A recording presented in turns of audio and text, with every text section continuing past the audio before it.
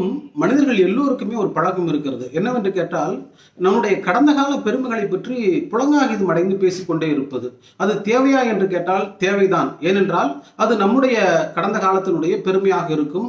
அந்த பெருமையை நாம் இப்பொழுது பேசுகிற பொழுது மகிழ்ச்சியாக இருக்கும். ஆனால் கடந்த கால பெருமையை மட்டும் பேசிக்கொண்டே இருந்தோம் என்று சொன்னால், நிகழ்காலத்தில் நாம் வாழ்வது சற்று தள்ளிப்போகும் என்று சொல்லுகிறார்கள்.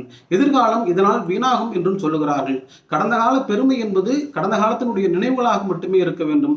நிகழ்காலத்தில் எது சரி என்றும், கடந்த கால பெருமை என்பது நிகழ்காலத்தில் சரியாகுமா, அதோடு ஒற்றி வருமா என்றும் பார்க்க வேண்டும் என்றும் சொல்லுகிறார்கள். இவை தவிர்த்துவிட்டு வெறுமனே கடந்த கால பெருமையோடு வாழ்ந்து கொண்டிருக்கிறோம் என்று சொன்னால், நாம் இன்னும் நிகழ்காலத்தோடு ஒட்டி வாழவில்லை என்றுதான் பொருள் என்று உளவியல் சிந்தனையாளர்கள் சொல்லுகிறார்கள். எனவே ஒவ்வொருவருக்கும் ஒவ்வொரு விதமான பெருமை இருக்கும்.